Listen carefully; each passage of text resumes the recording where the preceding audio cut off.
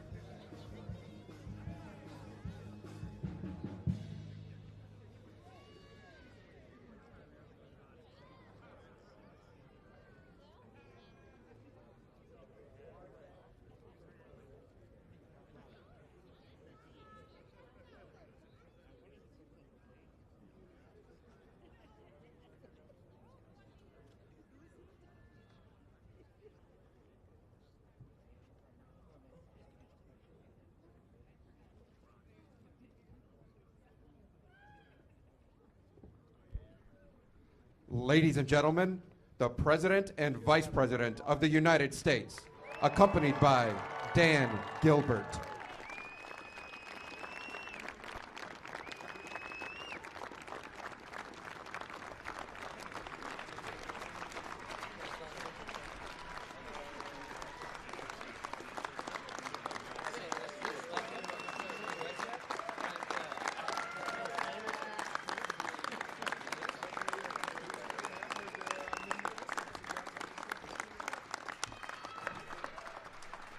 Hello, everybody. Welcome to the White House, and give it up for the world champion Cleveland Cavaliers. That's right, I said world champion and Cleveland in the same sentence. That's what we're talking about when we talk about hope and change.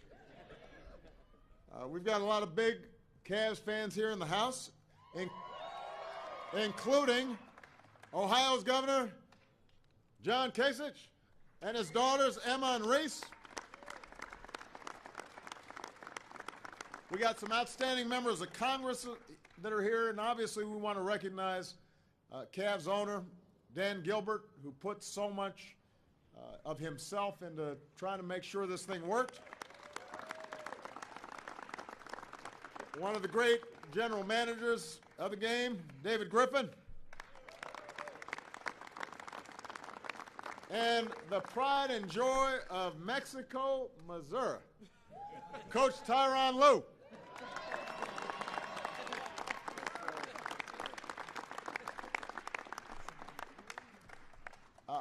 I also, before I go any further, want to give a special thanks to J.R. Smith's shirt for showing up. I wasn't sure if it was going to make an appearance today. I'm glad you came.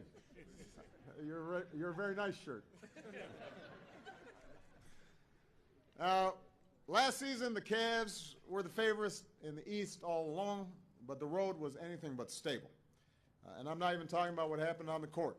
There were rumors about who was getting along with who and why somebody wasn't in the picture. LeBron's tweeting, and, you know, this was all big news. But somehow Coach Lou comes in, and everything starts getting a little smoother. And they hit their stride in the playoffs. Yeah, everybody can sit down. I'll be here for a while. They start winning. They start winning their first 10 games in the playoffs, setting record after record for three-point shooting. But obviously, what this all comes down to is a team that, for the first time in NBA history, comes back from being down 3-1 in the finals. The first team in history to dig themselves out of a hole like that. And I should add that by knocking off the Warriors, they cemented the 1996 Bulls as the greatest team of all time. So your president thanks you for that. Now, I know. That's funny, isn't it? Yes, it is. See, everybody's happy when their team wins. The comeback was remarkable, and you learn about people when they're down against a historically good Warriors team. Cavs won games 5 and 6 by double digits. You had both LeBron James and Kyrie Irving becoming the first duo ever to score 40 points apiece in a finals game.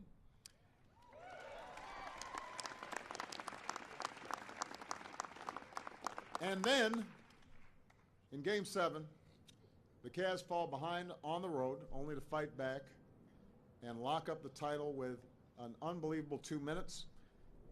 There was the block, what LeBron has said was the defining play of his career. The shot by Kyrie, putting the Cavs up 5. The stop by Kevin Love.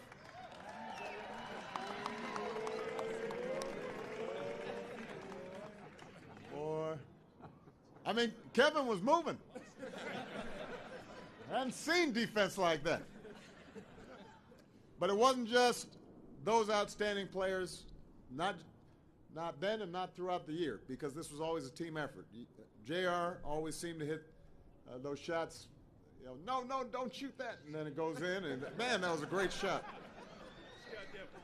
You got Tristan Thompson, who has as great of a motor as anybody, and put in extra work to teach himself how to shoot free throws with the wrong hand. I should have tried that with some bill signings around here. You got Channing Frye, who came in right over the trading deadline and changed the tone of the locker room and his sharp shooting. Richard Jefferson, Dante Jones, providing leadership and giving inspiration to all of us old people that, you know, you can still do something at that age. Iman Shumpert, playing not only great defense and scoring, but also delivered his wife's baby in the bathtub, using a pair of headphones to tie off the umbilical cord. Now that's something right there. That was an all-star move. Got the MacGyver flat top, which we missed.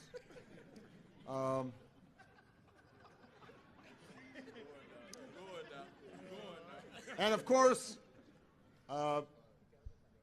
there's the guy LeBron calls his favorite player of all time, James Jones. The two are a package deal. 6 straight finals appearances. Their names even go together. LeBron James Jones.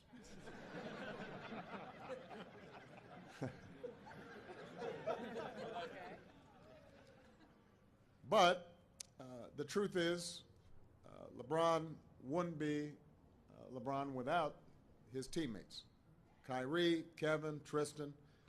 You know, Michelle's brother, who was an excellent basketball player, always says that you can learn a lot about somebody's character by the way they play basketball. And when you see LeBron James, it is not just his power and his speed and his vertical. It is his unselfishness. It is his work ethic. It is his insistence on always making the right play. It is his determination, all of which makes him one of the great players of all time. And you saw it in those last 3 games. Put up some of the most staggering statistics in finals history. He did it the year before, despite injuries, dragging his team along to make a very competitive series. You saw it when this kid from Akron broke down and fell to his knees when he realized that he had finally fulfilled a promise that he had made all those years ago and delivered that championship back to Northeast Ohio. So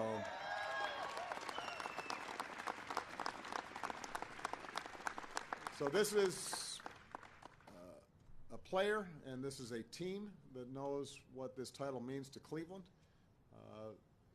This is a city that's, throughout sports history, been through a lot. The fumble, the drive, Jordan over Elo, a whole lot more.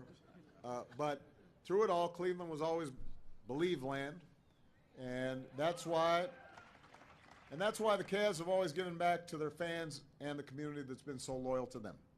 Over the last 22 years, they've given more than $23 million to local charities. And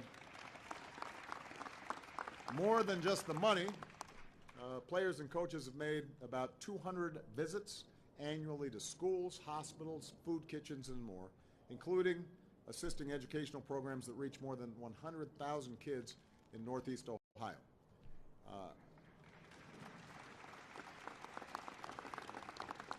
And these Cavs exemplify a growing generation of athletes that are using their platforms to speak out.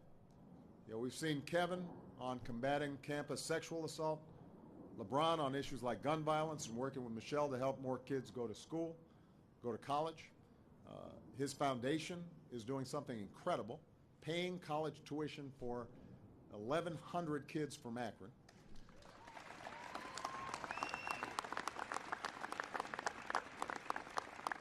I should mention that as we were walking out, Dan Gilbert has been unbelievable in the work he's been doing in Detroit, his hometown, and giving back. And finally, earlier today, the Cavs met with Attorney General Loretta Lynch and my senior advisor, Valerie Jarrett, to discuss steps they're taking to help build understanding between law enforcement and the Cleveland community, part of a league-wide effort to build stronger communities all across the country,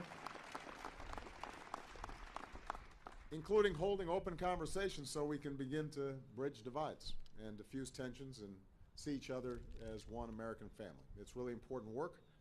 It's just one of a number of recent efforts. We've been proud to partner with the NBA during my time as president, from the league's support of My Brother's Keeper initiative to the mentoring initiatives to Michelle's Let's Move and Joining Forces efforts. The NBA has been a model for positive change, and the fact that it's not just a responsibility of government, it takes all of us, businesses, nonprofits, athletes, role models, working together to achieve the progress that we seek. So I know that Cleveland could not be happier and prouder of having this trophy, but this was already a championship group of guys even before last year, and you should be very proud of them. Give it up for the world champs one last time.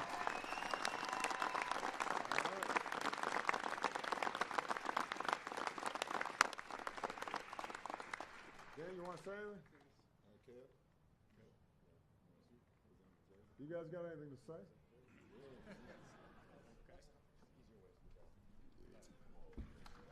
Come on, Ken.